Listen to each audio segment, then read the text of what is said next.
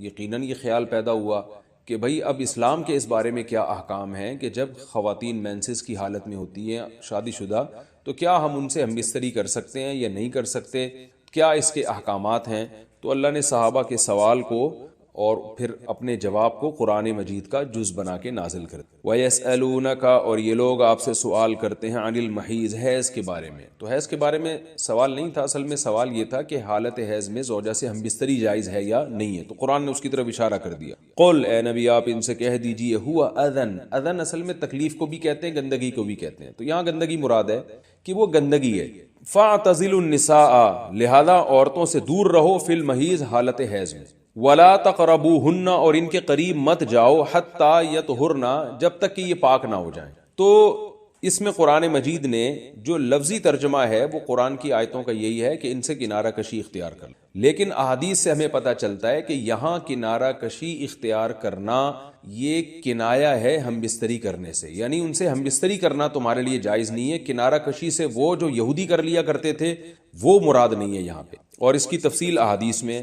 تو قرآن نے چونکہ صاف لفظوں میں جماع کا ہم بستری کا ذکر نہیں کیا تو صرف کنایوں سے کام لیا ہے قرآن مجید نے۔ فاعتزلوا النساء، ان سے اعتزال کرو، یعنی دور رہو ان سے۔ دور رہنے کا مطلب صرف دور رہنے سے یہ مراد ہے، صحیح حدیث ہے، نبی صلی اللہ علیہ وسلم نے فرمایا اصنعوا کل شیء الا النکاح، حالت حیض میں اپنی زوجہ کے پاس تم جا سکتے ہو، سب کچھ کر سکتے ہو سوائے جماع کے۔ تو انٹرکورس جو اسے کہا جاتا ہے وہ حلال نہیں ہے۔ تو باقی نبی صلی اللہ علیہ وسلم نے فرمایا کہ ایسے کنارہ کشی کے بالکل اس کا جھوٹا نہ پیو اور بالکل دور ہو جانا، اس کی اسلام میں اجازت نہیں ہے، اور نہ بستر الگ کرنے کی ضرورت ہے۔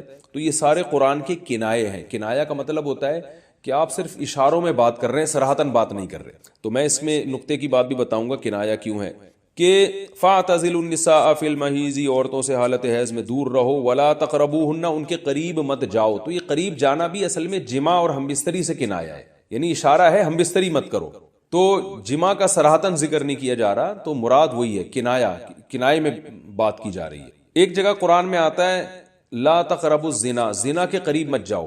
تو ممکن ہے کسی کو اشکال ہو کہ وہاں تو ہم یہ کہتے ہیں کہ زنا کے قریب بھی مت جاؤ، تو وہاں قریب نہ جانے سے ہم حقیقی معنی مراد لیتے ہیں کہ بھئی زنا ایسا کام کرنا جو زنا یعنی زنا تک لے کر جاتا ہے وہ بھی تمہارے لیے حرام ہے، تو وہاں تو یہ ترجمہ کرتے ہیں، تو یہاں بھی وہی ترجمہ ہونا چاہیے ولا تقربوہن، ان عورتوں کے قریب بھی مت جاؤ۔ یا مطلب کیا ہے کہ اس گھر میں بھی نہ رہو، اس کمرے میں بھی نہ رہو جہاں تمہاری جو بیوی رہتی ہے جو مینسز کی حالت میں ہے۔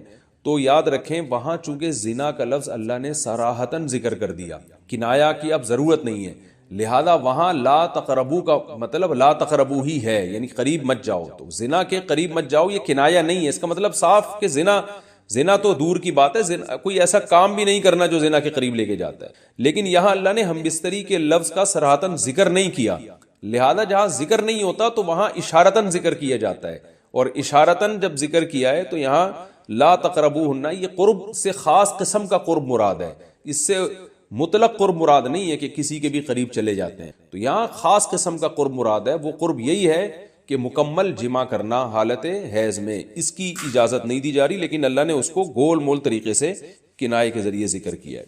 حتی یطہرن، یہاں تک کہ وہ پاک ہو جائیں۔ تو یہ جو میں نے بتایا کہ حالت حیض میں نبی صلی اللہ علیہ وسلم سے صحیح احادیث سے ثابت ہے، اور اس پر پوری امت کا اجماع ہے، اتنی واضح احادیث ہیں بخاری اور مسلم کی اس بارے میں کہ حالت حیض میں آپ بیوی کے قریب جا سکتے ہیں، اور حیا کے خلاف مسئلہ ہے، لیکن اب ایک بات آ گئی تو میں بتا دوں کہ اس کی تفصیل فقہاء نے بیان کی ہے کہ جو ناف سے لے کر گھٹنوں تک جسم پہ کوئی کپڑا ڈال دیا جائے اور پھر باقی زوجین ایک دوسرے سے جو ہے وہ ریلیشن قائم کر سکتے ہیں باقی باڈی کے ذریعے، لیکن یہ کہ جو مکمل جمع ہے وہ حلال نہیں ہے اور وہ سخت گناہ ہے۔ آگے اللہ نے ارشاد فرمایا فَإِذَا تَطَهَّرْنَ، پس جب وہ مکمل پاک ہو جائیں، فَأْتُوهُنَّ، تو پھر تم ان کے پاس آؤ۔ اب یہ بھی دیکھیں ان کے پاس آؤ یہ کنایا ہے جمع سے، یہ نہیں کہ آپ کی زوجہ جو ہے وہ جب حیض سے پاک ہوئی ہے تو آپ اب اس کے پاس جا کے چائے پی سکتے ہیں، وہاں بیٹھ کے کھانا کھا سکتے ہیں، یہ مراد نہیں ہے، یہ سب کنایہ اور اشارتاً قرآن بات کر رہا ہے۔ فَأْتُوهُنَّ، تو ان کے پاس آؤ، یعنی مطلب ان سے تم جمع کر سکتے ہو، جمع کرو ان سے، من حیث امرکم اللہ، ایسے جیسے اللہ نے حکم دیا ہے۔ تو اس سے پتہ چلتا ہے کہ جمع کا ایک ناجائز اور حرام طریقہ بھی ہے اور ایک جائز طریقہ بھی ہے، تو قرآن بتا رہا ہے کہ جائز طریقے سے تم جمع کر سکتے ہو، ناجائز طریقے سے جماع نہیں کر سکتے. وہ جائز اور ناجائز کیا ہے وہ میں انشاءاللہ بتاتا ہوں. ان اللہ، بے شک اللہ تعالیٰ، یحب التوابین، توبہ کرنے والوں سے بھی محبت کرتا ہے، ویحب المتطہرین، اور تطہر جو ہے نا یاد رکھیں. دیکھیں یہاں دو لفظ استعمال ہوئے ہیں. ایک استعمال ہوا ہے طہورا یطہرو حتی یطہرنا، اس کا مطلب ہوتا ہے پاک ہو جانا، اور ایک ہوتا ہے تطہرنا، باب تکلف ہے، یعنی تھوڑا تکلف سے پاک ہونا، اہتمام کر کے. ایک پاک تو یہ ہے کہ بس چلو بھائی پاک ہو گئے، ایک ہے کہ بہت یعنی پاک صاف رہنے کی بڑی کوشش کرنا. تو جو صفائی پسند لوگ ہوتے ہیں نا، وہ جب تک صفائی کا خبط ان کے اوپر سوار نہیں ہو جاتا اور تکلف نہیں کرتے اس وقت تک پاک صاف وہ رہتے نہیں ہیں. تو اس لیے اللہ تعالیٰ نے تکلف کے ساتھ طہارت کا حکم دیا. تو اسی وجہ سے بہت سے علماء کہتے ہیں کہ اس سے حالت حیض کے بعد غسل کرنا مراد ہے، کہ اگر عورت کے 10 دن سے پہلے حیض آنا ختم ہو جائے تو عورت پر پھر واجب ہو جاتا ہے کہ وہ باقاعدہ غسل کر کے اپنے آپ کو پاک صاف کرے. تو یہی مراد ہے اس سے.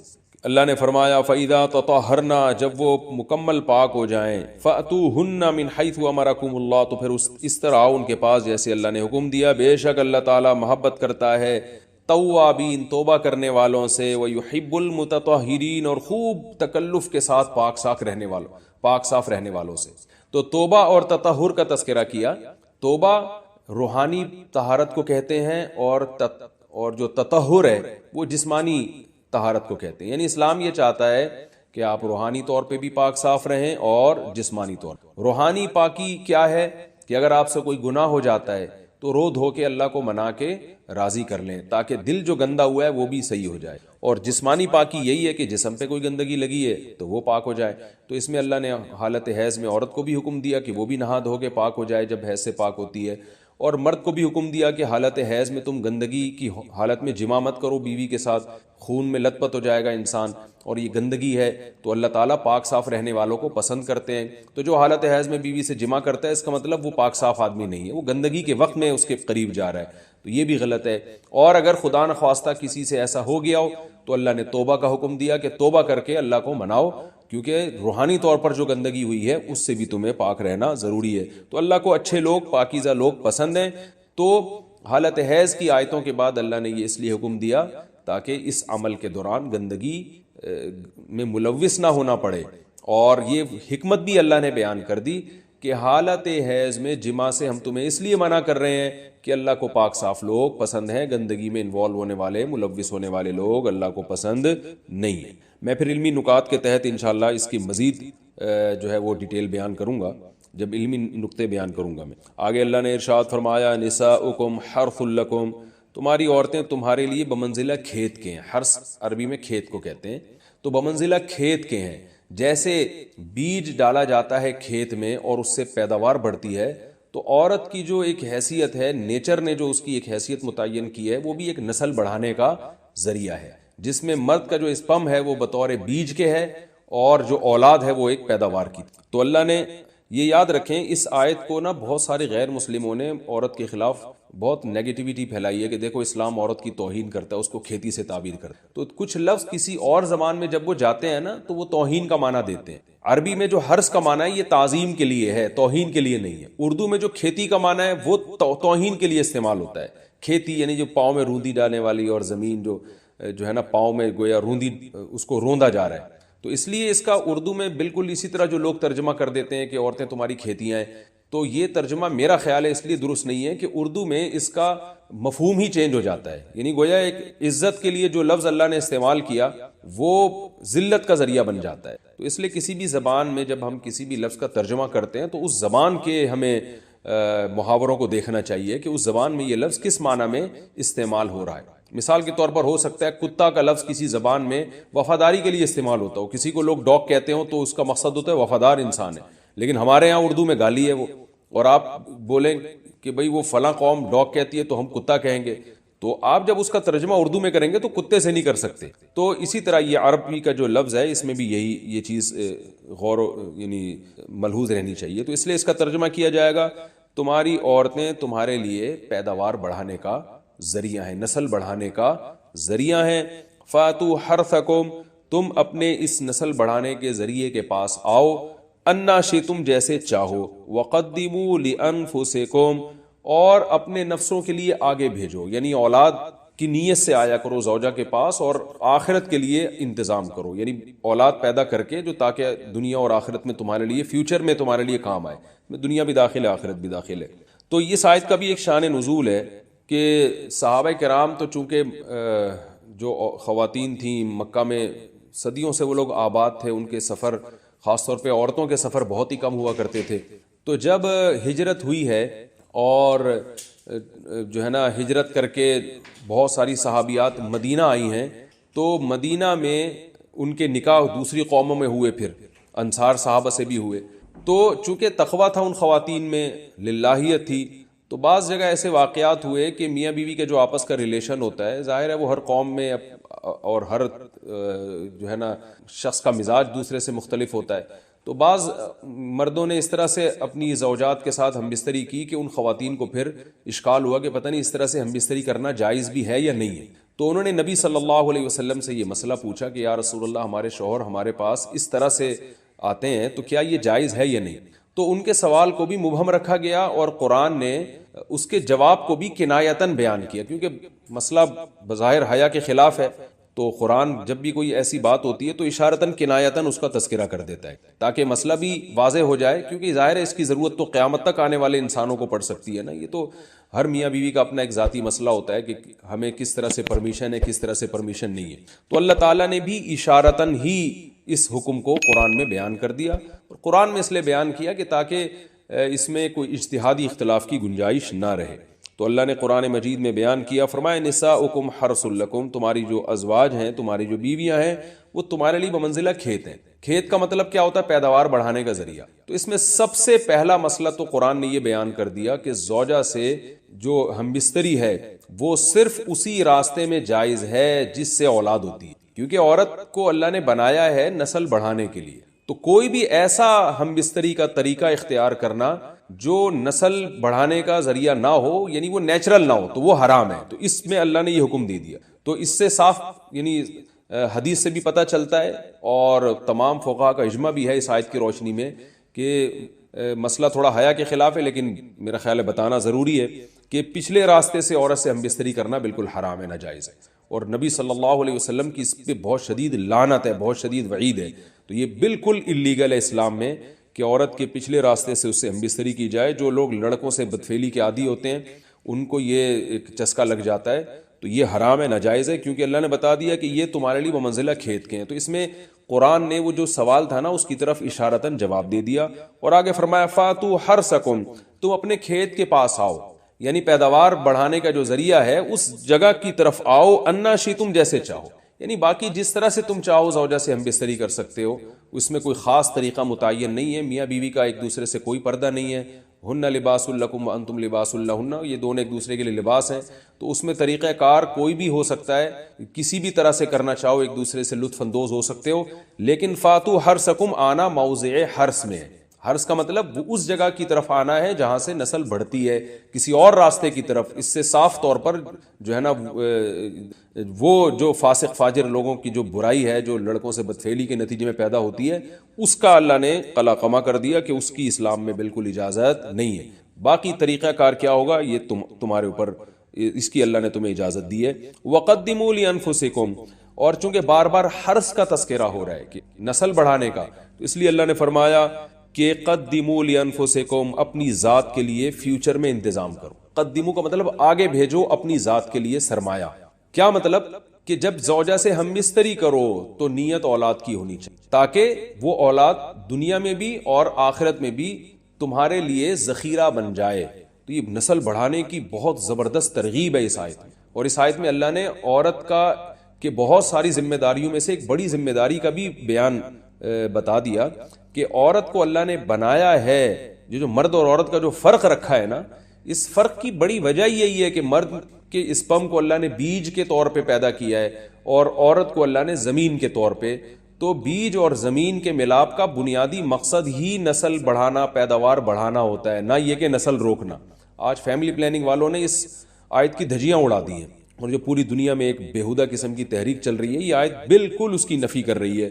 اس لیے اللہ نے فرمایا کہ اچھا، اللہ نے اس کا بھی جواب دے دیا کہ جو فیملی پلاننگ والے کہتے ہیں نا نسل بڑھنے سے تمہارا نقصان ہوگا، خرچے بڑھ جائیں گے، تو اللہ فرماتے ہیں قدموا لانفسکم، تمہارا فیوچر بن جائے گا، سنور جائے گا، کیونکہ اولاد پہ اتنی انویسٹمنٹ نہیں ہوتی جتنا اس کا آؤٹ پٹ ہوتا ہے. ان پٹ کم ہے، آؤٹ پٹ زیادہ ہے، انویسٹمنٹ کم ہے، اس کے جو پروفٹ ہے وہ زیادہ ہے، دنیا میں بھی اور آخرت میں بھی. تو اللہ نے فرمایا اپنے نفس کے لیے، فیوچر کے لیے انتظام کرو، بڑھاپے کے لیے انتظام کرو. تمہارے بیٹے ہوں گے، بیٹیاں ہوں گی، پوتے ہوں گے، نواسے ہوں گے، بہویں ہوں گی. یہ دنیا کا مستقبل اور آخرت کا مستقبل کیا ہے. جو عبداللہ بن عمر رضی اللہ تعالیٰ عنہ نے جب نکاح کا ارادہ ترک کیا تو آپ کی جو ہمشیرہ تھی حضرت حفصہ، انہوں نے فرمایا کہ نکاح کرو، تمہارے اولاد ہوگی، دنیا سے جاؤ گے تو تمہارے لیے دعائیں مانگے گی. تو یہ آخرت کے لیے ذخیرہ ہے. تو اس لیے اللہ نے فرمایا کہ آخرت کے لیے ذخیرہ کرو. واتقوا اللہ، اور اللہ سے ڈرو. واعلموا انکم ملاقوہ، اور جان لو کہ تم نے ایک دن اللہ سے ملاقات کرنی. تو جتنے حکام اللہ نے تمہیں اس آیت میں دیے ہیں ان تمام حکام کو تم نے فالو کرنا ہے. وبشر المؤمنین، اور ایمان والوں کو خوشخبری سنا دیں. ولا تجعلوا اللہ عرضة لأیمانکم ان تبروا، اس کا بھی ایک شان نزول ہے. بعض لوگ غصے میں آ کے قسمیں اٹھا لیتے تھے کہ میں فلاں پہ صدقہ نہیں کروں گا، میں یہ نہیں کروں گا، میں یوں نہیں کروں گا. جیسے آپ دشمنیوں میں کر لیتے ہیں، میں اس امام کے پیچھے نماز نہیں پڑھوں گا. تو اللہ نے فرمایا اللہ تعالیٰ کو اپنی قسموں کے ذریعے نیکی میں رکاوٹ کا ذریعہ مت بناؤ. ان تبروا یعنی اس بات میں رکاوٹ مت بناؤ کہ تم نیکی کا کام کرو، وتتقوا اور تقوی والا کام کرو، وتصلحوا بین الناس اور لوگوں میں اصلاح کرو. تو ایسی چیزوں یعنی جو نیکی کے کام ہے نا، لوگوں میں اصلاح کرنا. بعض دفعہ آدمی کہتا ہے میں ان کی سلو نہیں کراؤں گا، خدا کی قسم میں ان کو لڑنے دوں گا، ایسی کی تیسی. ایسا ہوتا ہے نا، آپ آج بھی لوگ قسمیں اٹھا رہے ہوتے ہیں اس ٹائپ کی. ابے جاؤ، یہ تو اللہ نے فرمایا ہے اللہ کے نام کو ذریعہ نہ بناؤ نیکی سے رکاوٹ کا. واللہ سمیع علیم، اللہ سننے والا اور جاننے والا ہے.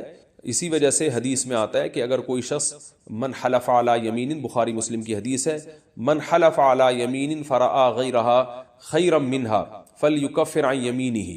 آپ صلی اللہ علیہ وسلم نے فرمایا کہ جو کسی بات پر قسم اٹھائے، پھر بعد میں اس کو خیال ہوا کہ یار جو میں نے قسم اٹھائی ہے کہ میں یہ کام نہیں کروں گا، وہ تو نیکی کا کام ہے، تو آپ صلی اللہ علیہ وسلم نے فرمایا اسے چاہیے کہ اپنی قسم توڑ دے اور پھر قسم کا کفارہ ادا کرے. تو شریعت کا یہی حکم ہے، اگر آپ کسی ایسی بات پہ قسم اٹھا لیں جو مناسب نہیں تھی، ناجائز تو دور کی بات، جو مناسب بھی نہیں تھی، تو بھی اس قسم کو توڑ دینا چاہیے اور اس کا کفارہ ادا کرنا چاہیے. تو اللہ نے فرمایا کہ ہاں لا یؤاخذکم اللہ باللغو فی ایمانکم. اب قسم کے بارے میں قاعدہ بیان کیا جا رہا ہے کہ اللہ تمہاری قسموں میں جو لغو قسمیں ہیں ان کے بارے میں تم سے مواخذہ نہیں کا، تمہاری پکڑ نہیں ہوگی. جو لغو قسمیں ہوتی ہیں وہ کیا ہوتی ہیں ابھی بتاتا ہوں میں. وَلَٰكِن يُؤَاخِذُكُم بِمَا كَسَبَتْ قُلُوبُكُم، ان قسموں کا مواخذہ کرے گا جن کا تمہارا جو قسمیں تمہارے دل کماتے ہیں، کیونکہ اللہ معاف کرنے والا ہے اور برداشت کرنے والا ہے، حلیم ہے. اس آیت کی تفسیر میں فقہا کا اختلاف ہے، کیونکہ لغو یمین اور یمین منعقدہ کسے کہتے ہیں اس کی تفسیر میں اختلاف ہے. میں اس کی ڈیٹیل بتاتا ہوں. پہلی بات تو یہ ہے کہ یمین یعنی قسم کی دو قسمیں ہیں. ایک کو کہا جاتا ہے یمین لغو، جو قرآن نے ذکر کی کہ اللہ یمین میں جو لغو یمین ہے، لغو قسمیں، ان پہ اللہ کی طرف سے کوئی پکڑ نہیں. اور دوسری قسم ہے جس میں آپ کا دل باقاعدہ ارادہ کرے، تو اس قسم کو کہا جاتا ہے یمین منعقدہ، یعنی منعقد ہونے والی یمین، یعنی وہ یمین جس پر اللہ کی طرف سے پکڑ ہوگی. تو دیگر فقہا کے نزدیک، امام شافعی، امام مالک اور امام احمد ابن حنبل کے نزدیک، یمین لغو وہ یمین ہے جو آپ دل کے ارادے کے بغیر ویسے ہی محاورے کے طور پر قسمیں اٹھاتے رہتے ہیں. اللہ کی قسم میں نہیں تجھ سے بات کروں گا. لوگ کہہ رہے ہوتے ہیں بات پہ، ابے بھائی اللہ کی قسم میں تو نہیں جاؤں گا وہاں پہ، اللہ کی قسم میں تو یوں نہیں کروں گا، اللہ کی قسم میں تو یوں نہیں کروں گا. تو یہ ویسے ہی جو محاورے کے طور پہ زبان سے قسمیں نکلتی ہیں. جمہور علماء کے نزدیک اس قسم کو یمین لغو کہا جاتا ہے، یعنی بیکار قسمیں. تو وہ کہتے ہیں جب تک باقاعدہ ارادہ نہیں کرے گا کہ میں باقاعدہ قسم سے یہ ارادہ کر رہا ہوں کہ یہ چیز میرے اوپر واجب ہو جائے، تو جب تک اس ارادے سے سوچ سمجھ کے قسم نہیں اٹھائے گا تو وہ قسم منعقد ہی نہیں ہوگی اور اس پہ کفارہ لازم نہیں ہوگا. مثال کے طور پر آپ کا دوست آپ کو بلا رہا تھا، یار کل ناشتہ میرے ساتھ کرو. آپ نے کہا یار میں نہیں کروں گا. وہ کہہ رہا ہے آ جا، کہہ رہا اللہ کی قسم نہیں آؤں گا میں. ایسے ہی کہہ دیا آپ نے باتوں باتوں میں. تو جمہور علماء کہتے ہیں اگر آپ نے کل ناشتہ نہیں کیا تو آپ پر کفارہ لازم، اگر آپ نے کل ناشتہ کر لیا تو قسم نہیں ٹوٹے گی آپ کی، کیونکہ یہ تو آپ نے ویسے ہی باتوں باتوں میں ایک بات کہہ دی تھی کہ اللہ کی قسم میں کل تو صبح آپ کے ساتھ ناشتہ نہیں، ٹھیک ہے نا، آپ کا باقاعدہ پراپر ارادہ نہیں تھا، تو اس لیے اس پر کوئی کفارہ نہیں ہے، اللہ کی طرف سے کوئی پکڑ نہیں. اور اگر آپ نے باقاعدہ ارادہ کر کے کہا کہ اللہ کی قسم میں کل آپ کے ساتھ ناشتہ نہیں کروں گا، اور آپ کی نیت ہے کہ تاکہ یہ قسم کی وجہ سے میرے اوپر یہ کام لازم ہو جائے، تو اب جب آپ کل جا کے ناشتہ کریں گے اس کے ساتھ تو قسم ٹوٹے گی، اس پہ اللہ کی طرف سے مواخذہ ہوگا، کیونکہ اللہ فرماتے ہیں اللہ ان قسموں کا مواخذہ کرے گا جن میں تمہارے دل باقاعدہ قسم کرتے ہیں، اس کا ارادہ کرتے ہیں۔ تو یہ جمہور کے نزدیک ہے، لیکن امام ابو حنیفہ رحمہ اللہ تعالی کے نزدیک جو قسم ہے، اگر فیوچر پہ کسی بات پہ آپ نے قسم اٹھائی ہے تو آپ نے ارادہ کیا ہو یا نہیں ارادہ کیا ہو، دونوں صورتوں میں اگر آپ وہ کام نہیں کرتے تو قسم کا کفارہ آپ کو دینا پڑے گا، آپ پر لازم ہو جائے گا کہ آپ اس قسم کا کفارہ ادا کریں۔ اور ان کے نزدیک یمین لغو کہتے ہیں ماضی کی کسی بات پہ قسم اٹھانا، آپ سمجھے تھے کہ کل ایک کام ہوا ہے ماضی میں، لیکن آپ کا جھوٹ بولنے کا ارادہ نہیں تھا، لغو کا مطلب آپ کا ارادہ نہیں ہے جھوٹ بولنے کا، آپ سمجھ رہے ہو کہ ایسا ہوا ہے، آپ نے قسم اٹھا لی خدا کی قسم کل ایسا ہوا ہے، تو اس پر اللہ مواخذہ نہیں کرے گا، یعنی قیامت میں اللہ کی طرف سے پکڑ نہیں ہوگی، کیونکہ آپ نے جان بوجھ کر جھوٹی قسم نہیں اٹھائی۔ اور آگے فرمایا کہ وَلَٰكِن يُؤَاخِذُكُم بِمَا كَسَبَتْ قُلُوبُكُم، تمہارے دل جس قسم کا ارادہ کریں اس پہ اللہ قیامت کے دن پکڑے گا۔ کیا مطلب؟ آپ نے جان کر اگر جھوٹی قسم اٹھائی ہے، یہ یعنی امام ابو حنیفہ کے نزدیک اس پوری آیت سے ماضی کی قسمیں مراد ہیں، ماضی کی یعنی خبر، جھوٹی خبر دے رہے ہیں آپ قسم کے ذریعے۔ مثال کے طور پر کل یعنی آپ سے کسی نے پوچھا کہ بھائی کل جو ہے یہ کام ہوا ہے کہ نہیں ہوا، آپ نے قسم اٹھا کے کہا کہ خدا کی قسم نہیں ہوا، اب آپ کا جھوٹ بولنے کا ارادہ نہیں تھا، دل آپ کا اس قسم پہ دل جان بوجھ کر آپ نے یہ قسم کا ارادہ نہیں کیا، کیونکہ آپ یہ سمجھ رہے ہو کہ واقعی نہیں ہوا یہ کام، آپ نے کہا خدا کی قسم نہیں ہوا، بعد میں پتہ چلا تو ہوا ہے، تو اب اس پہ اللہ فرماتے ہیں گھبرانے کی ضرورت نہیں ہے، چونکہ آپ نے جھوٹی قسم جان کر نہیں اٹھائی ہے، لہذا اللہ آپ کو معاف کر دے گا۔ لیکن آپ نے اگر جھوٹی قسم اٹھائی اور جان کر اٹھائی ہے تو اس پہ اللہ آپ سے مواخذہ کرے گا۔ تو امام ابو حنیفہ کے نزدیک اس سے وہ قسمیں جن کا فیوچر سے تعلق ہے، اس آیت کا ان فیوچر والی قسموں سے کوئی تعلق ہی نہیں ہے، کیونکہ اس کے لیے دوسری آیتیں ہیں جو ہم پہلے پڑھ چکے ہیں جس میں اللہ نے کفارے کا تذکرہ کیا، وہ کفارہ بہرحال آپ کو دینا ہے۔ لہذا اگر آپ یہ کہتے ہیں کہ کل میں آپ کے ساتھ ناشتہ نہیں کروں گا اللہ کی قسم، تو آپ نے مذاق میں بھی اگر کہا ہو کہ اللہ کی قسم ناشتہ نہیں کروں گا، اگر آپ نے ناشتہ کر لیا تو آپ کو قسم کا کفارہ ادا کرنا پڑے گا، کیونکہ یہ فیوچر کی قسم ہے، تو یمین منعقد وہ ہوتی ہے جو فیوچر کی ہوتی ہے، تو اس میں آپ پر ایک چیز لازم ہو جائے گی، اور یہ قرآن سے بھی ثابت ہے اور حدیث سے بھی ثابت ہے کہ ثلاث جدہن جد وہزلہن جد، کہ نبی نے فرمایا تین چیزیں حقیقت میں بھی حقیقت اور مذاق میں بھی، اس میں طلاق، نکاح اور عتاق، اور ایک روایت میں یمین کا بھی تذکرہ ہے کہ قسم بھی۔ تو وہ کہتے ہیں فیوچر میں اگر کسی نے قسم اٹھائی ہے تو وہ حقیقت میں ہو یا مذاق میں ہو، وہ بہرحال واقع ہو جائے گی، اور اس کی دلیل قرآن کی وہ آیتیں جو ہم سورہ بقرہ کے شروع میں پڑھ چکے ہیں، فَكَفَّارَتُهُ طَعَامُ عَشَرَةِ مَسَاكِينَ، کہ اگر کوئی قسم اٹھا کے توڑ دے تو اس کا کفارہ ہے 10 مسکین کو کھانا کھلانا۔ سورہ بقرہ میں یہ شاید آگے آئیں گی، مجھے بھی یاد نہیں رہا، لیکن بہرحال قرآن میں اس مضمون کو اللہ نے بہت وضاحت سے بیان کیا۔ تو یہ بھی جو ہے نا قسم کے بارے میں مسئلہ بیان ہو گیا۔ تو جمہور کے نزدیک دوبارہ بتا دیتا ہوں، اگر کوئی مذاق میں قسم اٹھا لے فیوچر کی تو قسم کا کفارہ اس پہ نہیں ہوتا اگر وہ توڑ بھی دے، لیکن امام ابو حنیفہ کے نزدیک فیوچر کی قسم اگر مذاق میں بھی ہو، دل کا ارادہ نہیں بھی ہو، تو وہ قسم منعقد ہو جاتی ہے۔ تو جمہور کے نزدیک جو دلیل ہے وہ یہ آیت ہے، لیکن امام حنیفہ کہتے ہیں یہ آیت ماضی کی قسموں کے بارے میں ہے، اور یہاں مواخذہ سے مراد اخروی مواخذہ ہے، دنیا کا کفارے کا اس آیت سے کوئی تعلق نہیں ہے۔ تو دونوں کے اپنے اپنے دلائل ہیں۔ وقت پورا ہو چکا ہے، انشاءاللہ پھر اس رکوع میں آگے بھی بہت اہم احکامات بیان ہوئے ہیں، اور یہ اب ہمارے جتنے بھی رکوع چلیں گے نا یہ بہت امپورٹنٹ۔ اگر شوہر کو دوسری شادی کرنی ہے تو وہ کر لے دوسری شادی، اس کو رجسٹرڈ نہ کروائے امریکہ کی عدالت میں۔ وجہ اس کی یہ ہے کہ اگر وہ امریکہ کی کورٹ سے سیکنڈ میرج کرتا ہے اور پہلی کورٹ خلا دے کے وہ کہہ دیتا ہے کہ جی یہ میری وائف نہیں ہے، تو تعلق تو انہوں نے بعد میں بھی آپ سے رکھنا ہے، نکاح تو بعد میں کرنا ہی ہے آپ سے انہوں نے، دو گواہوں کی موجودگی میں۔ تو یہ کام بجائے پہلی بیوی کے ساتھ دوسری بیوی کے ساتھ کر لیا جائے۔ اور اگر یہ مسئلہ ہو کہ جی جو سیکنڈ وائف ہوگی اس سے پھر جب اولاد ہوگی تو وہ اولاد کے ڈاکومنٹ نہیں بنیں گے، تو میرا خیال ہے، مجھے جہاں تک معلومات ہیں ایسا نہیں ہے، وہاں جو گرل فرینڈ سے اولاد ہوتی ہے اس کے بھی وہی ڈاکومنٹ بن جاتے ہیں، باپ کو باپ سمجھا جاتا ہے۔ تو امریکہ کی عدالت اس کو گرل فرینڈ سمجھے گی، لیکن شریعت کی روشنی میں وہ بیوی ہوگی، کیونکہ باقاعدہ گواہوں کی موجودگی میں پراپر نکاح ہوا ہے۔ تو مجھے سمجھ میں نہیں آ رہا کہ اس تکلف کی ضرورت کیا ہے۔ بہرحال اگر آپ دونوں نے ایسا کر لیا اور میاں بیوی نے میوچول انڈرسٹینڈنگ سے خلا لے لیا تو وہ خلا ہو جائے گا، کورٹ کی وجہ سے نہیں ہوگا، کیونکہ مسلمانوں کے جو آئلی قوانین ہیں ان میں غیر مسلم عدالت کا فیصلہ معتبر نہیں ہوتا۔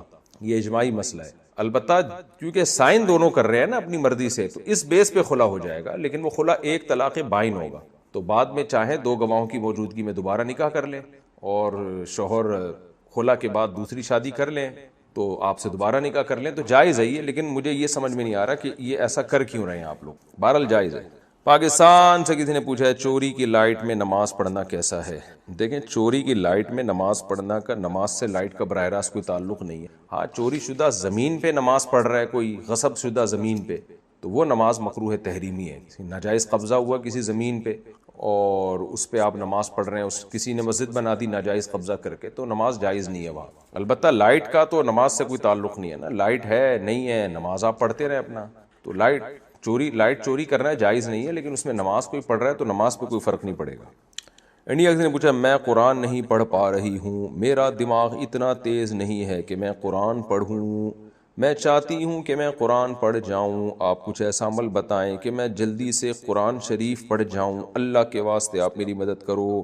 میں دل سے دعا کرتا ہوں، ماشاءاللہ آپ کا جذبہ بہت اچھا ہے، آپ کو قرآن پڑھنے کی اتنی زیادہ فکر ہے، اور یہ جذبہ قیامت کے دن کام آئے گا. آپ قرآن پڑھ پائیں یا نہ پڑھ پائیں، لیکن یہ جذبہ آپ کو انشاءاللہ قیامت کے دن فائدہ پہنچائے گا. باقی یہ کہ اب یہ بچپن میں تو جلدی پڑھ پاتے ہیں، بڑے ہو کر جب سیکھنے کی کوشش کرتے ہیں تو جلدی نہیں کور ہوتا انسان سے. تو اب آپ کوشش کریں، جتنا ہو جائے ٹھیک ہے، جو نہ ہو اللہ معاف کرنے والا ہے. تو شمار آپ کا قرآن پڑھنے والوں میں ہی ہوگا اگر آپ نے کوشش جاری رکھی، اور تو کوئی ایسا طریقہ نہیں، میں دعا ہی ہو سکتی ہے.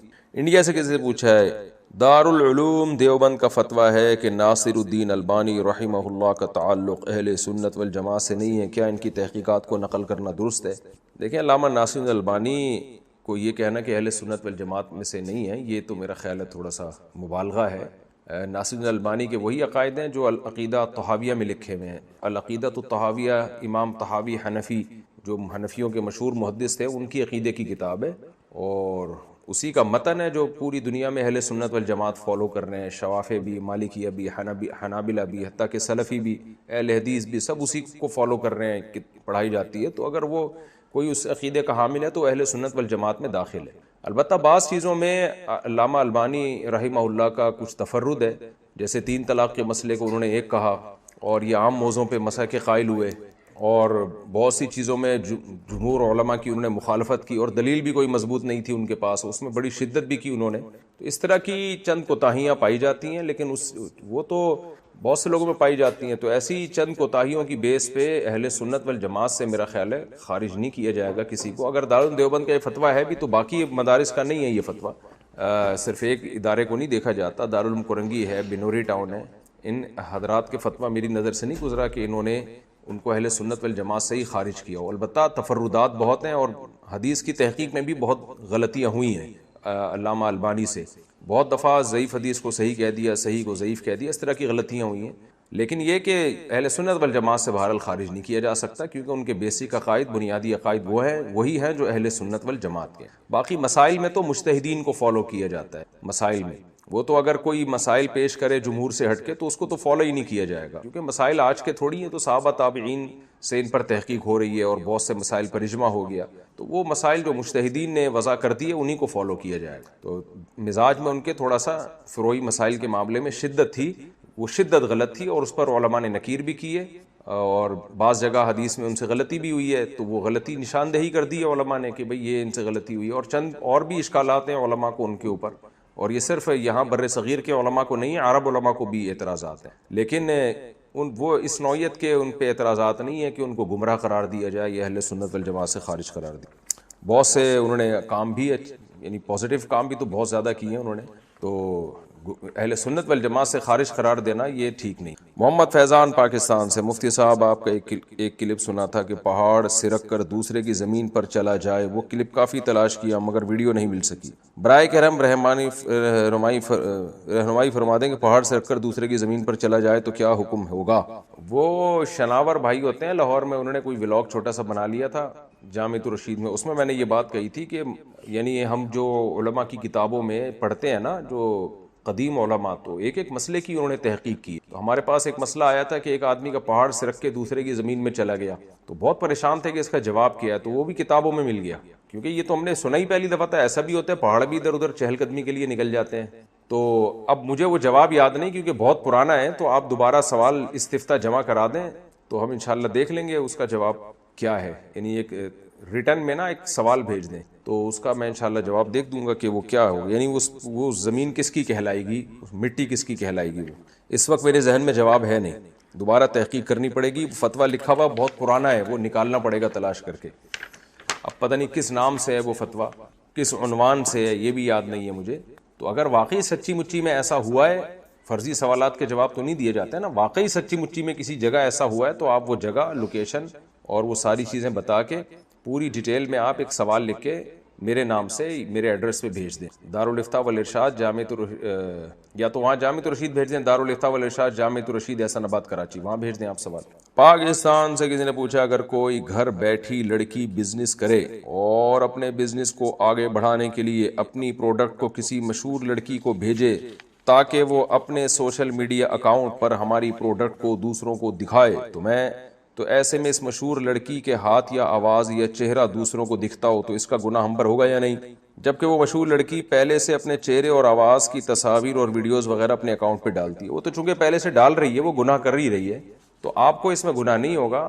آپ اس سے یہ کہتے ہیں بھائی جہاں اتنی پروڈکٹ لوگوں کو دکھا رہی ہو تو میری یہ خوشبو یا میری یہ پروڈکٹ بھی لوگوں کو دکھا دو، تو اس سے جو انکم ہوگی وہ حرام نہیں ہوگی. باقی وہ دوسری لڑکی کر غلط رہی ہے، اس کو چاہیے کہ یہ کام چھوڑ دے. وہ سلمان عمران بہار انڈیا سے، مکان کی بنیاد رکھنے کا کوئی مسنون طریقہ ہو تو بتا دیں. بھائی مکان کی بنیاد جیسے چاہو رکھ لو، بسم اللہ پڑھو اور اللہ سے دعا مانگو اور مکان کی بنیاد رکھ لو. بلکہ بنیاد رکھنے سے پہلے یہ سوچ لیا کرو کہ ایک دن ابھی جو یہ کھدائی ہو رہی ہے نا مکان کی، کل بہت جلد میری قبر کی بھی کھدائی ہونے والی ہے، تو بنیاد میں سریا اتنا ڈالو جتنا میری ہڈیوں میں سریا ہے. تو ڈالیں سریا اچھی طریقے سے، ایسا نہ ہو کل گر آ جائے کسی کے اوپر.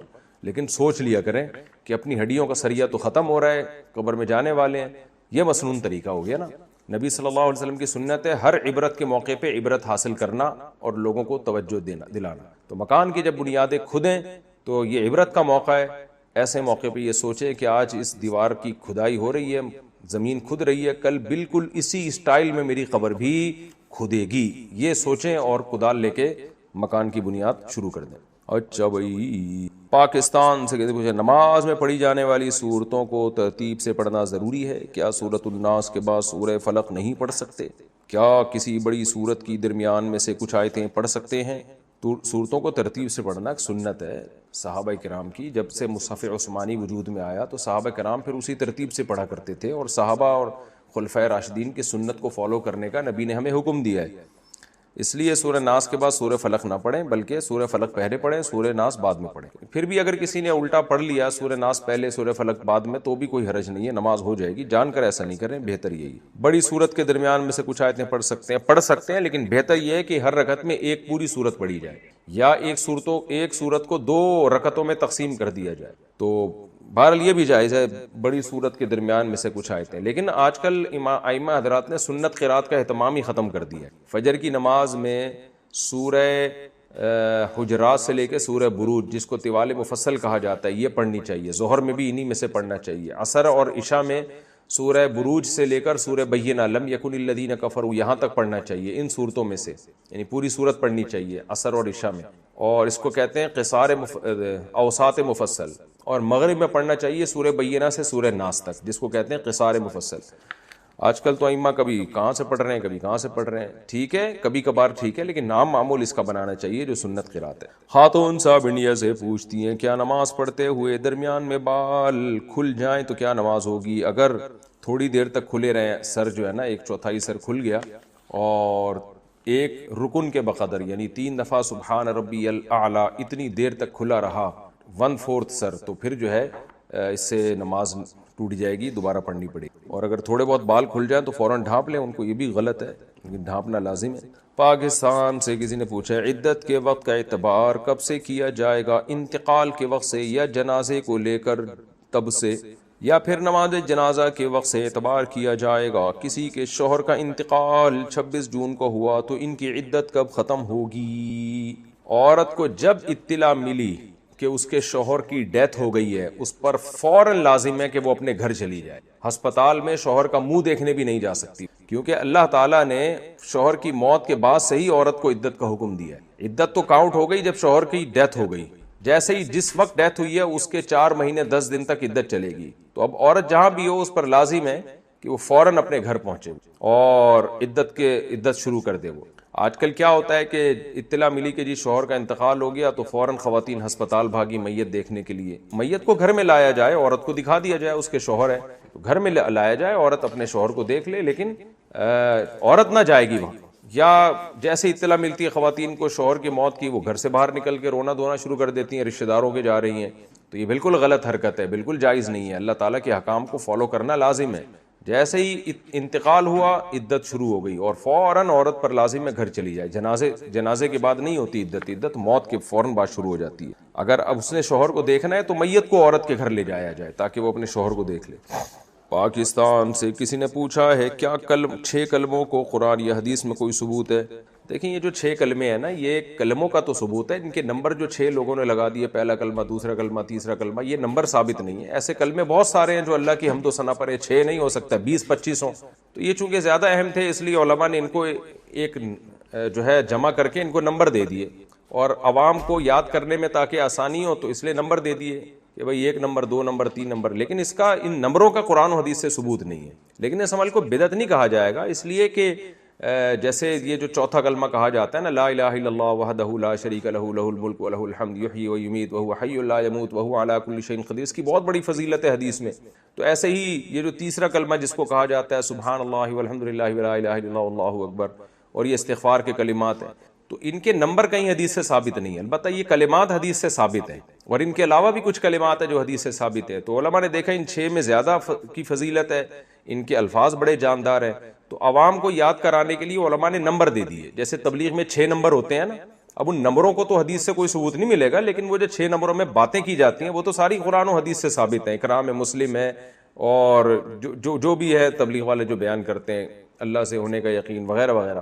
تو یہ جو 6 نمبر ہیں نا, 6 کلمے ہیں, یہ بھی ایسے ہی ہیں. تو یہ کلمے کے نمبر حدیث سے ثابت نہیں ہے, یہ علماء نے لوگوں کی آسانی کے لیے ہر ایک کو ایک نمبر دے دیا تاکہ لوگ یاد کر لیں. تو بعض چیزیں تعلیم کی آسانی کے لیے لوگوں کو, تاکہ لوگوں کے لیے اس کا سیکھنا آسان ہو جائے, اس لیے اس کو مینج کرنے کے لیے ایسے نمبر دے دیے جاتے ہیں. فرخ خان کراچی, کیا زکوٰۃ کی رقم سے فلسطین کے مسلمانوں کی مدد کر سکتے ہیں؟ جی بالکل کر سکتے ہیں, کیوں نہیں کر سکتے. آپ بہت سارے ٹرسٹ مدد کر رہے ہیں, اگر آپ کرنا چاہتے ہیں پاک ایڈ ویلفیئر ٹرسٹ ہے میرے بیان میں, جہاں میں نے فلسطین پر بیان کیا اس میں ان کا کانٹیکٹ نمبر ہے, ان کے ذریعے بھی رقم بھجوائی جا سکتی. پاکستان سے کسی نے پوچھا تہجد پڑھنے کا بہترین وقت کون سا ہے, 2 بجے, 3 بجے یا 4 بجے؟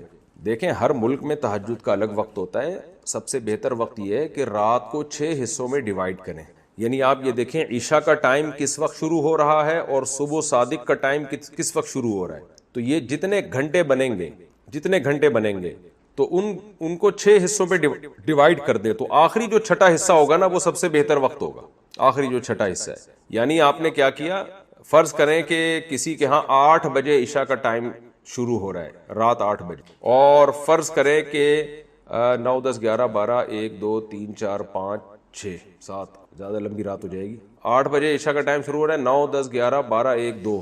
میں آسانی کے لیے بتا رہا ہوں کہ فرض کریں کہ رات 2 بجے صبح صادق ہو رہی ہے, ہوتی نہیں ہے پاکستان انڈیا میں, لیکن فرض کرنے میں گورنمنٹ کی طرف سے کوئی پابندی نہیں ہے تاکہ مسئلہ سمجھا سکوں. تو پتہ چلا جی 6 گھنٹے کی رات ہے, تو 8 سے لے کے صبح 2 بجے تک 6 گھنٹے کی رات ہو جائے گی. صبح صادق یعنی جو فجر کا ٹائم شروع ہوتا ہے, تو یہ جب 6 گھنٹے کی رات ہوگی تو اس کا آخری چھٹا حصہ آخری 1 گھنٹہ یعنی 1 بجے. 6 گھنٹے ہیں نا, تو آپ نے 6 حصوں پہ 6 پہ ڈیوائڈ کریں گے, یعنی 2 حصوں میں ڈیوائڈ کریں, پھر جو 2 حصے رہ گئے ان کو 3 حصوں میں ڈیوائڈ کریں, تو آخری جو چھٹا حصہ ہوگا 12 گھنٹے کی رات ہے تو آخری 2 گھنٹے. تو یہ اس طرح سے اندازہ لگا لیں کہ کس وقت تہجد کا بہترین ٹائم شروع ہو رہا ہے. اور یہ نہ ہو تو جب بھی سو کے اٹھیں تہجد ہی ہے. تہجد میں افضل یہ ہے کہ آپ سو جائیں, سو کے اٹھ جائیں آپ, تاکہ فریش ہو جائیں, پھر تہجد پڑھنا شروع کر دیں, پورا ثواب ملے گا انشاءاللہ. جاوید صاحب یو پی انڈیا سے پوچھتے ہیں, میں بیمار ہو گیا, ہسپتال میں داخل ہوا, خون کی کمی ہوئی تو ڈاکٹر نے کافر کا خون چڑھا دیا, تو یہ خون جائز ہے یا ناجائز؟ میرے بھائی ناجائز بھی ہے تو اب کیا کریں گے آپ, کیا واپس خون نکال کے اس کافر کو دیں گے؟ تو خون ہے, کافر کا ہو مسلمان کا ہو, خون میں کفر تھوڑی ہوتا ہے. کفر تو ایک انسانی پارٹ ہے نا, انسانی باڈی ہے. یہ تو ایسے ہو گیا جیسے آپ نے کسی جانور کا گوشت کھا لیا, تو اب آپ میں جانور کا گوشت آ گیا آپ کی باڈی میں, تو وہ تو پھر بھی انسان ہے نا. تو کوئی حرج نہیں ہے، کافر سے خون لینا بھی جائز ہے، کافر کو خون دینا بھی جائز ہے، اس میں کوئی فرق نہیں پڑتا اس سے۔ خون ویسے بھی باقی نہیں رہتا، ختم ہو جاتا ہے نا، بلڈ جو ہے وہ تو ایک پروسیس کے تحت نیا بنتا رہتا ہے، پرانا ختم ہوتا رہتا ہے، تو کوئی حرج نہیں ہے اس میں۔ ہاں ناجائز جب ہے جب چوری کا خون۔ پاکستان سے کسی نے پوچھا ہے جی آپ نے ایک کلپ میں 11ویں شریف، تیجا، 40واں برسی وغیرہ کو بدعت قرار دیا ہے، تو ان سب کا مقصد تو ایصال ثواب ہوتا ہے، اگر یہ طریقے ٹھیک نہیں ہیں تو آپ بتا دیجئے اسلام میں ایصال ثواب کے کتنے طریقے جائز ہیں۔ دیکھیں ایصال ثواب ایک عبادت ہے نا، عبادت کا ثواب میت کو پہنچایا جاتا ہے، تو اس کے لیے ثبوت کی ضرورت ہے، صحابہ سے، تابعین سے، اسلاف سے ثبوت چاہیے، نبی سے تو ثبوت نہیں ہے۔ ابھی کبھی آپ نے سنا کہ حضرت ابو بکر کا انتقال ہوا تو حضرت عمر نے تیجا کیا یا 40واں کیا، یا لوگوں کو ایصال ثواب کے لیے بلایا، سب کو جمع کیا آپ نے؟ کہیں بھی نہیں ملتا ہمیں۔ تو ایصال ثواب ایک انفرادی عمل ہے، جہاں انفرادی ہو وہاں اجتماعیت ثابت نہیں ہے، اجتماعیت بدعت ہے۔ فجر کی 2 سنتیں ہم انفرادی پڑھتے ہیں نا، تو اگر کوئی جماعت سے فجر کی 2 سنتیں پڑھنا شروع کر دے، ظہر کی 4 سنتیں جماعت سے پڑھنا شروع کر دے، تو اس کو بدعت عمل کہا جائے گا۔ تو ایصال ثواب کا طریقہ یہ، کوئی بھی دن متعین کیے بغیر جو جب چاہے جتنا چاہے میت کے لیے صدقات و خیرات کر دے، کوئی بھی نیکی کر دے، چاہے وہ تلاوت ہو، چاہے وہ صدقہ ہو، کوئی بھی نیکی کر کے دل میں نیت کر لے کہ اللہ اس کا ثواب میت کو پہنچائے، تو یہ طریقہ ٹھیک ہے۔ اس میں اپنی طرف سے ایڈیشن کرنا، 11واں دن کو زیادہ فضیلت سمجھنا یا تیسرے دن کو زیادہ فضیلت سمجھنا، یہ پھر شریعت پر زیادتی ہے جو کہ ناجائز ہے۔ اچھا بھائی، ارشد قذافی نیروبی سے، جو بہنیں حق مارتی ہیں بھائیوں کا، اس پر بھی آپ کچھ بیان دیں، صرف بھائی لوگ حق نہیں مارتے۔ دیکھیں وراثت میں جو رپورٹیں ہیں وہ تو یہی ہے کہ بھائی لوگ بہنوں کا حق کھا جاتے ہیں، باقی بہنیں بھائیوں کا حق کیسے کھاتی ہیں تو اس کی رپورٹیں میرے پاس نہیں ہیں، آپ کوئی رپورٹ پیش کر دیں تو میں بتا دوں گا یہ غلط ہے۔ اگر وہ وراثت کھا رہی ہیں بھائیوں کی وہ تو ظاہر ہے ناجائز ہے، لیکن کیسے کھاتی ہیں؟ شاید نیروبی میں کھا لیتی ہوں، کیونکہ وہاں کورٹ جو ہے، عدالت جو ہے برابر بانٹ دیتی ہوگی، تو برابر نہیں ہے۔ اللہ تعالیٰ نے بیٹے کا دگنا حصہ رکھا ہے، بیٹی کا آدھا حصہ رکھا ہے، کیونکہ بیٹے پہ خرچے بھی پھر اسی حساب سے ڈبل سے بھی زیادہ ڈالے ہیں، تو اس لیے اگر وراثت میں بہن بھائی کا حصہ کھا رہی ہے تو بھی گناہ گار ہوگی، بھائی بہن کا حصہ کھاتا ہے وہ بھی گناہ گار ہوگا، اس لیے سب ناجائز ہے۔ باقی یہ کہ بہنوں کو چاہیے بھائیوں کا ادب کریں، کیونکہ مردوں کا جو ہے نا، خواتین کو اللہ نے مردوں کے ماتحت بنایا ہے۔ نبی صلی اللہ علیہ وسلم نے جب حجۃ الوداع کے موقع پہ خواتین کے حقوق بیان کیے نا، تو فرمایا استوصوا بالنساء خیرا، عورتوں کے ساتھ اچھا سلوک کرو، میری یہ وصیت ہے، کیونکہ آگے آپ نے فرمایا اللہ نے ان کو تمہارے ماتحت بنایا ہے۔ اب خواتین مردوں کی ماتحتی سے آزاد ہو گئی ہیں اور وہ چاہتی ہیں کہ مرد ہمارے ساتھ اچھا سلوک کرے، تو وہ پھر بغاوت والا معاملہ ہو جاتا ہے گھروں میں۔ بھائی کو پتہ ہے کہ بہن نے میری ماننی ایک بھی نہیں ہے، کوئی ادب ہی نہیں ہے، کوئی تمیز ہی نہیں، بھائی کو کوئی رسپیکٹ ہی نہیں دے رہی ہے، آنکھوں میں آنکھیں ڈال کے بات کرتی ہے، تو وہ بھی پھر وفا کرنا چھوڑ دیتے ہیں، وہ بھی پھر غموں میں اور مشکلات میں پوچھنا چھوڑ دیتے ہیں۔ مرد کو اللہ نے ایسا بنایا ہے کہ اگر بہن کی طرف سے یا عورت کی طرف سے اس کو تھوڑی سی محبت مل جائے نا، تھوڑا سا کڑوی کسیلی وہ مرد کی برداشت کر لے، تو مرد اپنی عورت کی خاطر جان دے دیتا ہے، چاہے وہ بیوی ہو، بہن ہو، بیٹی ہو، وہ کماتا ان کے لیے، ساری زندگی ان کے لیے کھپا دیتا ہے، ان کی جائیدادوں کی فکر، ان کی شادیوں کی فکر، یہ مرد اس میں کھپ جاتے ہیں۔ لیکن اگر اس کے پتہ چل جائے نا، یہ بات بیٹھ جائے کہ یہ بدتمیز ہے، یہ میری آنکھوں میں آنکھیں ڈال کے بات کرتی ہے، میری اطاعت اس میں ذرہ برابر بھی نہیں ہے، تو پھر مرد بھی انڈیویجول ہو جاتا ہے، عورت بھی انڈیویجول ہو جاتی ہے، آپس کے رشتے ختم ہو جاتے ہیں۔ پھر مرد کہتا ہے اپنا کماؤ کھاؤ اور خود بھی کوئی فکر نہیں کرتا، جاؤ جہاں جو مرضی کرنا ہے کرو۔ تو ریلیشن جیسے یورپ میں ختم ہو گئے نا، تو ہمارے یہاں بھی یہ ریلیشن ختم ہو رہا ہے۔ تو سب اپنی ذمہ داریاں پوری کریں گے تو محبت کا ریلیشن بنے گا، زندگی اچھی گزرے گی۔ ذمہ داریاں پوری نہیں کریں گے تو ریلیشن نہیں بنے گا۔ اب ذمہ داریاں اللہ نے مردوں اور عورتوں پر ایک جیسی نہیں ڈالی ہیں، عورتوں پر الگ قسم کی ذمہ داریاں، مردوں پر الگ۔ یورپ، امریکہ اور کفر نے کیا کیا، دونوں پہ ایک جیسی ذمہ داریاں ڈال دی ہیں، نقصان ہوگا اس کا، نیچر سے آپ بغاوت کر رہے ہیں۔ تو خواتین کو گھروں میں چاہیے کہ بھائیوں کا احترام کریں اور یہ سمجھیں کہ یہ ہمارے ذمہ دار ہیں، تو اللہ نے ان کو بڑا بنایا، تو ہمیں بھی ان کو رسپیکٹ دینی چاہیے۔ کبھی اونچ نیچ ہو جائے تو برداشت کریں، آگے سے زبان نہ چلائیں۔ اور مرد کو چاہیے وہ محبت کا معاملہ کرے، اپنے ماتحتوں سے اپنی محبت کا معاملہ کرے، خاص طور پر بہن اگر بڑی ہے وہ تو ماں کی جگہ ہوتی ہے، اس کو تو رسپیکٹ دینا ضروری ہے۔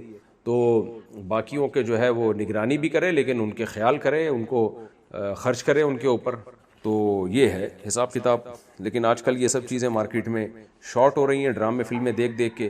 ڈراموں فلموں میں لڑکیوں نے دیکھ لیا ہے کہ مردوں کی آنکھوں میں آنکھیں ڈال کے بات کرو، اگر ایک تھپڑ لگایا تو تم کھینچ کے 2 تھپڑ لگا دو، یہ ڈراموں میں سکھایا جا رہا ہے، تو اس سے ریلیشن ختم۔ مرد کا تھپڑ لگانا غلط ہے، لیکن اگر لگا دیا تو اب یہ نہیں کہ عورت بھی آگے سے تھپڑ لگائے، سمجھائے اس کو، بڑوں کو ڈالے بیچ میں کہ بھائی یہ کیوں اس نے تھپڑ مارا ہے مجھے، کیونکہ آگے سے وہ بھی تھپڑ لگا دے گی تو پھر معاملے خراب ہونا شروع ہو جائیں گے، مرد کو پھر بہت زیادہ وہ محسوس ہوتی ہے۔ پھر خواتین جواب میں کہتی ہیں کہ عورت کی عزت نہیں ہے، بھائی سب کی عزت ہے، لیکن دونوں کی عزت کا طریقہ الگ الگ ہے۔ تو الرجال قوامون علی النساء، سرپرست اور سربراہ جو اللہ نے بنایا وہ آدمیوں کو بنایا ہے۔ اچھا بھائی، سہارنپور انڈیا سے، شوہر کی کمائی میں بیوی کا کتنا حصہ ہوتا ہے؟ دیکھیں شوہر جتنا مرضی کماتا ہو، اس کی کمائی میں بیوی کا الگ سے کوئی حصہ نہیں ہے۔ اس کے ذمے، شوہر کے ذمے واجب ہے کہ بیوی کو اس کے اسٹینڈرڈ کی زندگی دے، جو اس کے خاندان کا اسٹینڈرڈ ہے اس کے حساب سے بیوی کو وہ لیونگ اسٹینڈرڈ ویسا دے۔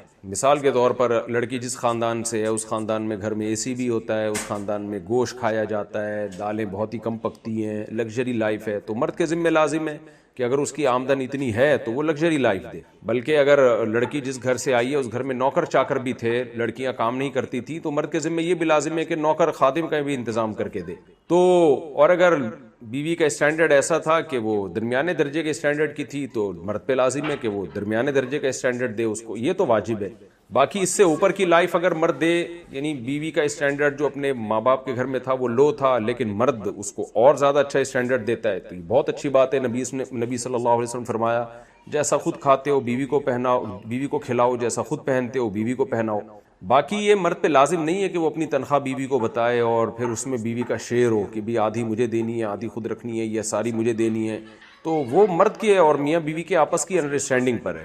اگر وہ ٹھیک ہے آپس میں، بعض مرد میں نے دیکھے لا کے پوری تنخواہ بیگم کو پکڑا دیتے ہیں، اس سے پھر مانگتے رہتے ہیں، تو آپس کی میوچل انڈرسٹینڈنگ سے اگر ایسا ہو رہا ہے تو ٹھیک ہے، لیکن لازم اس میں سے کچھ بھی نہیں ہے، کیونکہ خواتین اس بیس پہ مردوں سے لڑتی ہیں، کہتی ہیں اپنی تنخواہ بتاؤ کہاں کہاں خرچ کر رہے ہو، اپنی بہنوں پہ کیوں خرچ کر رہے ہو، اپنی اماں کو اتنا کیوں دے دیتے ہو، بھائی کو کیوں دے دیتے ہو، سارا مجھے لا کے دو۔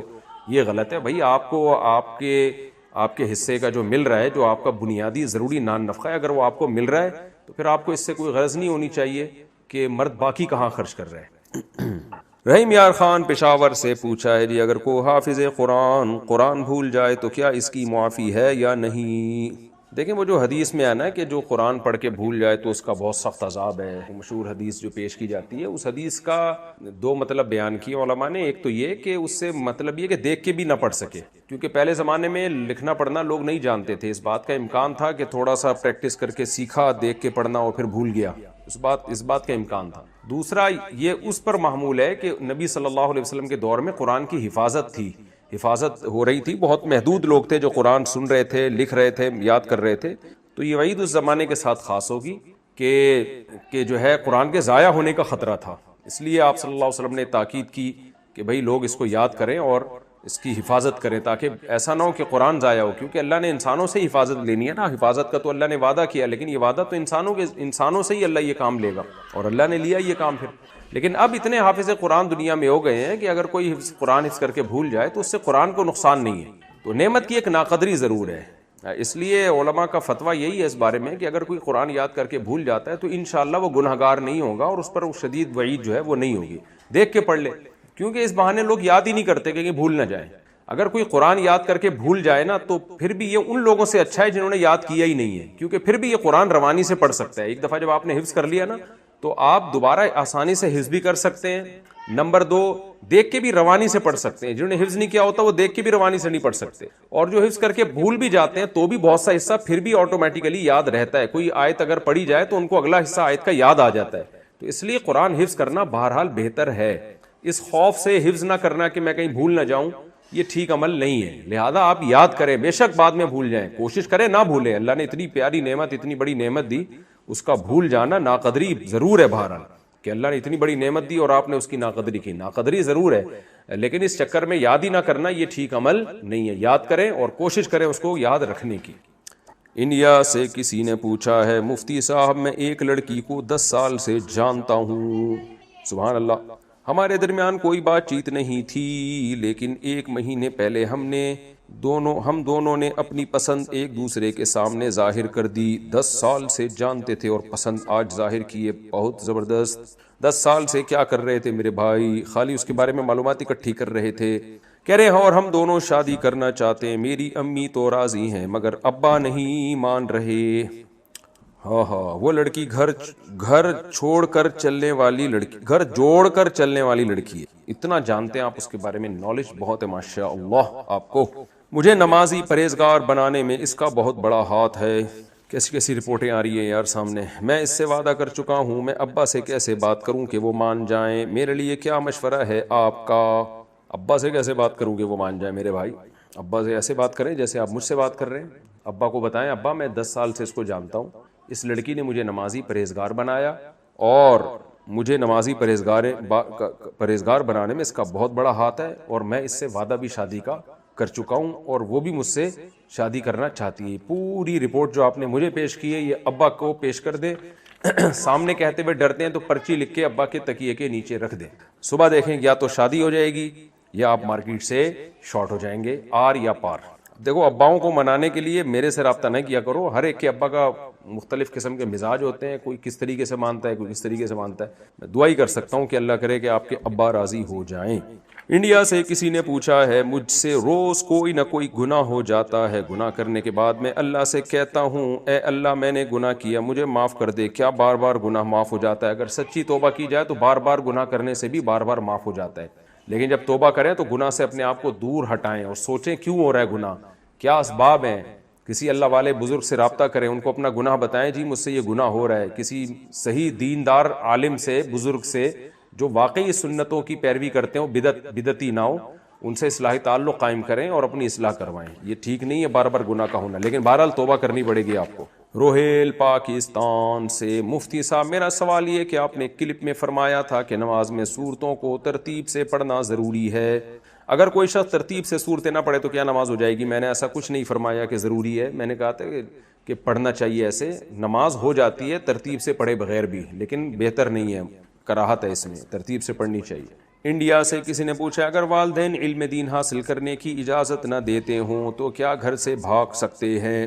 دیکھیں، اگر آپ اپنے والدین کے اکلوتے بیٹے ہیں، والدین کو یہ ڈر ہے کہ اگر یہ دین کے علم میں لگ گیا تو کمائے گا کہاں سے، اور کوئی وسائل نہیں ہے ہمارے پاس، اور پھر ماں باپ کو ضرورت بھی ہو، تو پھر تو آپ ماں باپ کی اطاعت کریں، کیونکہ پھر ایسا نہ ہو کل وہ لوگوں کے سامنے بھیک مانگیں اور بڑے مسائل کھڑے ہو جائیں، ان کے علاج معالجے کی ضرورت ہی پوری نہ ہو. لیکن اگر گھر میں کمانے والا کوئی موجود ہے تو پھر آپ انڈیپینڈنٹ ہیں، یعنی شریعت نے اجازت دی ہے لڑکے کو کہ وہ ڈاکٹر بنے یا انجینئر بنے یا عالم بنے یا تجارت کرے، تو اس میں ماں باپ کی مان لینا ثواب ضرور ہے لیکن واجب نہیں ہے. البتہ عالم بننے میں تو یہ تو دین کا علم ہے، اس میں تو ماں باپ کی ماننے میں کوئی ثواب بھی نہیں ہے. اگر آپ عالم بننا چاہتے ہیں، ذی استعداد عالم بنے، اللہ آپ کو بنائے، ماں باپ کو محبت سے سمجھائیں، مان جائیں ٹھیک ہے، نہیں مانے تو گھر سے بھاگے نہیں، مدرسے میں جا کے ایڈمیشن لے لیں اور پڑھ کے آ جایا کریں. ماں باپ کیا کریں گے بیچارے؟ تو ان کو محبت سے سمجھاتے رہیں، ان کے لیے دعا کرتے رہیں، ان کو اور زیادہ اچھا سلوک کر دیں، ان کی خدمت کریں. لیکن اگر اکلوتے ہیں اور ان کے کمانے کے مسائل کھڑے ہو سکتے ہیں تو پھر ماں باپ کی اطاعت کریں. اچھا میرے بھائی، یہ کس نے لکھا ہے؟ عجیب سا نام ہے، مذکر سیتاپور انڈیا سے. اگر چچا جان بہت زیادہ خدمت لیتے ہوں تو اس کا کیا حکم ہے؟ ان کا ایک بیٹا بھی ہے 15 سال کا، اس بیٹے کو کام وغیرہ کا نہیں بولتے، چچا کو ڈر رہتا ہے کہ بیٹے کو کچھ ہو گیا تو کیا ہوگا، مگر اس میں ہمارا کیا قصور؟ کبھی کوئی کام کہتے ہیں، کبھی کوئی کام کہتے ہیں. ہم مانتے ہیں کہ چچا کا بہت بڑا رشتہ ہوتا ہے، رہنمائی فرمائے ہمارے چچا کی کتنی خدمت ضروری ہے. بھائی جتنی زیادہ کریں گے اتنا زیادہ ثواب ملے گا، چچا بھی ابا ہی کی طرح کے ہوتے ہیں. تو ایسی خدمت چچا لے رہے ہیں جو آپ کی استطاعت سے ہی زیادہ ہے، وہ تو غلط ہے. اسی طرح ایسی خدمت جس میں آپ کا کوئی نقصان ہو رہا ہے، کل فیوچر آپ کا تباہ ہو رہا ہے. مثال کے طور پر کل آپ کا پیپر ہے، امتحان ہے، تیاری کرنی ہے، اور چچا امتحان کی تیاری نہیں کرنے دے رہے آپ کو، آپ کا فیوچر تباہ ہو جائے گا اس طریقے سے، تو پھر ایسی خدمت لازم نہیں ہے. اپنے ابا کو بتائیں کہ وہ آپ کے چچا کو سمجھائیں. اسی طرح کوئی آپ کا جو ہے کیا نام ہے سارا دن خدمت ہی لیتے رہتے ہیں، آپ کو اپنی صحت کا انٹرٹینمنٹ کا موقع ہی نہیں ملتا، جس سے دماغ آپ کا ڈپریشن میں جا رہا ہے، تو بھی یہ غلط ہے. تو ایسے موقع پہ انکار کر سکتے ہیں. لیکن اگر ایسی کوئی نقصان نہیں ہو رہا، آج کل لوڈے لپاڑے کر کیا رہے ہوتے ہیں، ایسے بیٹھے ہوئے ہی ہوتے ہیں نا، ٹائم ویسٹ. تو اس سے بہتر ہے چچا کی خدمت کر لیں. آپ اپنے بڑوں کی خدمت کریں گے، کل آپ کے بچے آپ کی خدمت کریں گے، آپ کے بھتیجے آپ کی خدمت کریں گے. تو جتنے کریں گے اتنا زیادہ اچھا ہے. باقی یہ کہ کوئی آپ کو اگر واقعی اس سے نقصان ہو رہا ہے، پڑھائی کا نقصان ہو رہا ہے، بزنس کا نقصان ہو رہا ہے، یا صحت کا نقصان ہو رہا ہے، یا مذہب کا دین کا نقصان ہو رہا ہے، دین کے سے میری مراد ہے کوئی نماز روزے سے ہی آپ رک رہے ہیں، تو پھر جو ہے وہ پھر محبت سے سمجھا دینا چاہیے. اپنے ابا کو بولیں کہ چچا کو سمجھائیں کہ بھئی تھوڑا ہاتھ ہلکا رکھو. عبداللہ صاحب فیصل آباد سے، مجھے اپنے دوستوں رشتہ داروں اور چچا کو بھی چاہیے کہ وہ بھی تو دیکھیں نا، بھتیجے کو بالکل ہی گدھا نہ بنا کے رکھیں. بعض دفعہ کوئی نیک بھتیجا مل جاتا ہے، نیک بچہ مل جاتا ہے تو اسی کو نچوڑنا شروع کر دیتے ہیں لوگ. اس کا بھی خیال کریں، انسان کا بچہ ہے وہ بھی. میرا جہاں تک مجھے اس کے بارے میں معلومات ملی ہیں، سوال سے تو لگ رہا ہے وہ تو انسان ہی رہنے دیں اس کو. بڑے بھی بعض دفعہ ہر وقت ہی وہ ریموٹ کنٹرول کی طرح بچوں کو بھگاتے رہتے ہیں، ریموٹ کنٹرول کی طرح. تو عبداللہ صاحب فیصل آباد سے پوچھتے ہیں، مجھے اپنے دوستوں رشتہ داروں کو دیکھ کر ڈپریشن ہوتی ہے کہ ان کے پاس اتنا پیسہ کیوں ہے، کیونکہ وہ نہ تو عبادت کرتے ہیں اور غلط کام بھی کرتے ہیں. میرے پاس بالکل بھی پیسہ نہیں ہے جبکہ میں عبادت بھی کرتا ہوں، غلط کام سے بھی بچتا ہوں. دیکھیں یہ پیسہ بھی ہے، اور تو فرعون کے دور میں اگر آپ ہوتے تو فرعون کو دیکھ کے آپ کو ڈپریشن ہوتی کہ اس کے پاس تو یہ تو اللہ کا نافرمان ہے، اور اس کے پاس تو پیسہ بھی ہے، اور اس کے پاس تو شہرت بھی ہے، حالانکہ گنہگار ہے. تو یہ جو قارون تھا نا، قارون، اس کو دیکھ کے بھی غریبوں کو ڈپریشن ہوتی تھی. قارون جب اپنے مال اور اسباب کے ساتھ نکلتا، حالانکہ اللہ کا نافرمان تھا، کم بخت زکوٰۃ بھی نہیں دیتا تھا، تو غریبوں نے اس کو دیکھ کے کیا کہا؟ اللہ نے قرآن میں بیان کیا، یا لیت لنا مثل ما اوتی قارون، ہائے کاش ہمارے پاس قارون جیسی دولت ہوتی. ہائے ہائے ہائے ہائے کرتے رہے. قرآن کہتے جب ہم نے اس کو دھسایا ہے نا زمین میں، تو وہی غریب جو اس کو دیکھ کے حسرت کرتے تھے، کہتے تھے وہی کہ ان اللہ یبسط الرزق لمن یشاء، بھائی اللہ جس کو چاہتا ہے روزی دے دیتا ہے. یہ روزی دینا کوئی اس کی علامت نہیں ہے کہ اللہ خوش ہے اور یہ نیک آدمی ہے اور یہ کامیاب ہے، یہ سکسیسفل انسان نہیں ہے. یہ تو برباد ہو گیا. اللہ کا شکر ہے اللہ نے ہمیں ایسی دولت نہیں دی، ہمیں جان چھڑا کے رکھی. تو آپ بھی اللہ کا شکر ادا کریں، آپ کو نیکی اور اطاعت کی توفیق مل رہی ہے. اور قارون کو جب دیکھا نا غریبوں نے اور کہا کہ ہائے ہائے کاش ہمارے پاس اتنا پیسہ ہوتا، تو قرآن کیا کہتا ہے؟ اہل علم جو تھے نا اس دور کے، انہوں نے کیا کہا کہ وَيْلَكُمْ ثَوَابُ اللَّهِ خَيْرٌ لِمَنْ آمَنَ وَعَمِلَ صَالِحًا. تم تباہ ہو جاؤ، کیسی باتیں کر رہے ہو؟ جو نیک اعمال پہ اللہ آخرت میں ثواب دے گا وہ زیادہ بہتر ہے اس دنیا سے. یہ تو ختم ہونے والی دنیا ہے نا. تو قارون اور فرعون ختم ہو گئے تو آج کے مالدار بھی ختم ہو جائیں گے. تو اس میں ڈپریشن کس بات کی بھائی؟ انڈیا میں کہتے ہیں نا ڈپریشن کاہے کی. میں بھی اب وہ جدہ میں جاتا ہوں نا ادھر ادھر انڈیا، اور وہ سوری انڈیا تو نہیں گیا ابھی، بہت دل چاہتا ہے، اور مسقط میں اور عرب کنٹریز میں اور دوسری دنیا میں تو انڈین بہت ملتے ہیں. تو وہ انڈین زبان بھی، میری زبان پہ انڈین الفاظ بھی آہستہ آہستہ آ رہے ہیں. آجو باجو میں دیکھو بھائی کوئی ہے تو نہیں، اس طرح کی باتیں کرتے ہیں وہ. تو اس طرح کاہے کی ٹینشن ہے بھائی؟ آپ کو کاہے کی ٹینشن ہے؟ آپ کو تو چاہیے کہ تھوڑی دیر میں یہ سب مر جائیں گے، تھوڑے دنوں میں آپ دیکھ لینا آپ بھی مر جاؤ گے، یہ بھی قبر میں پڑے ہوں گے، آپ ساتھ والی قبر میں ہوں گے. جتنے کیڑے آپ کی لاش پہ اتنے ہی کیڑے ان کی لاش پہ ہوں گے. تھوڑے دن کی کھیل کہانیاں ہیں. ثواب اللہ خیر لمن آمن وعمل صالحا، آخرت کا بدلہ وہ جو نیک اعمال کرے گا اس کے لیے بہتر ہے. موسیٰ علیہ السلام مسکین اور غریب تھے، اور فرعون موسیٰ علیہ السلام کو تانے دیا کرتا تھا کہ میں بہتر ہوں یا یہ مسکین جن کے پاس پیسہ ہی نہیں ہے. تو پتہ چل گیا فرعون کو کہ کون بہتر ہے. تو انجام والعاقبۃ للمتقین، ہمیں یہ دعا سکھائی گئی ہے کہ انجام جو ہے وہ پرہیزگاروں کے لیے بہتر ہے. تو اپنے آجو باجو میں دیکھیں، آپ کو بہت سے مالدار نظر آئیں گے، لیکن جب ان کی موت کا وقت ہوتا ہے اور ہارٹ اٹیک ہوتا ہے تو آپ دیکھو کیا حال ہوتا ہے ان لوگوں کا، کیسے چیخ رہے ہوتے ہیں. تو اس لیے پھر میں دوبارہ بولوں گا کہ جب سب نے مرنا ہے تو کاہے کا غم بھائی. اچھا بھائی، پاکستان سے کسی نے پوچھا ہے، میرے ماموں سودی بینک میں کام کرتے ہیں اور جو ہمارا فلیٹ کا کرایہ آتا ہے وہ میرے ماموں کے بینک اکاؤنٹ میں آتا ہے. ہاں تو جو ہمارے پاس پیسے آئیں گے وہ حلال ہوں گے یا حرام ہوں گے؟ بھائی آپ کا پیسہ تو حلال ہوگا نا، چاہے ماموں کے جو اکاؤنٹ میں ہی آتا ہو، آپ کا پیسہ ٹھیک ہے، آپ کا پیسہ تھوڑی حرام ہے. خاتون صاحبہ نے انڈیا سے پوچھا ہے، کئی سالوں سے گھر سے میری بہت ساری چیزیں چوری ہوتی ہیں، کیا معاملہ ہے، میں کیا کروں؟ مجھے کیا پتا بھائی کیا معاملہ ہے. تو انڈیا سے آپ نے پوچھا ہے، کوئی گھر کا چور ہے یوں سمجھ لیں، خفیہ چپکے سے کیمرے لگا دیں. جن چڑیل بھوت نہیں کر رہے یہ کام، یہ تو میں بتا دوں. آجو باجو میں دیکھیں کوئی ہوگا، آجو باجو میں ہی نکلے گا کوئی بندہ. جب گھر سے چوریاں ہوتی ہیں تو آجو باجو میں ہی کوئی بندہ چھپ کے بیٹھا ہوا ہوتا ہے جو یہ کام کر رہا ہوتا ہے. خفیہ کیمرے لگا دیں، چپکے سے لگائیں ورنہ کیمرہ بھی چوری ہو جائے گا. پاکستان سے کسی نے پوچھا ہے، میرے دوست کا کہنا ہے کہ دنیا میں مکافات. اچھا بعض دفعہ جو چوری کر رہا ہوتا ہے وہی پوچھ بھی رہا ہوتا ہے کہ پتہ نہیں کون چوری کر رہا ہے. تو میں آپ پہ الزام نہیں لگا رہا، لیکن ویسے میں نارملی بتا رہا ہوں کہ بعض دفعہ بندہ خود چوری کر رہا ہوتا ہے مختلف چیزیں، اور پھر پریشان ہوتا ہے انکوائری میں، یار پتہ نہیں کون چوری کر رہا ہے. میرے ساتھ ایک دفعہ ایسا ہوا کہ ایک دفعہ کیا ہوا، میری ایک چیز چوری ہوئی. میں وہ چیز نہیں بتاؤں گا ورنہ وہ چور سمجھ جائے گا. مفتی صاحب نے تو مجھے معاف کر دیا تھا، اب دوبارہ میرا مسئلہ اٹھا لیا اور لوگوں کو بھی پتہ چل جائے گا. مسجد سے میری ایک چیز چوری ہوئی، بڑی قیمتی چیز تھی. تو جو چور تھا نا وہ سب سے زیادہ فکر مند تھا، ایف آئی آر بھی وہی کٹوا رہا ہے اور ٹینشن بھی وہی. بعد میں پتہ چلا کم بخت یہی چور تھا. تو بہرحال خفیہ کیمرے لگائیں. پاکستان سے کسی نے پوچھا ہے، میرے دوست کا کہنا ہے کہ دنیا میں مکافات عمل ہوتا ہے، اگر باپ نے زنا کیا ہوگا تو اس کی بیٹی کے ساتھ بھی یہ سب کچھ ہوگا، اس کے بارے میں آپ کا خیال ہے؟ بالکل غلط بات ہے بھائی، باپ کی سزا اللہ بیٹی کو نہیں دیں گے. ہاں یہ ضرور ہے کہ باپ زانی ہے اور بچوں کو پتہ چلتا ہے تو بچوں پہ اس کے برے اثرات آتے ہیں، وہ بھی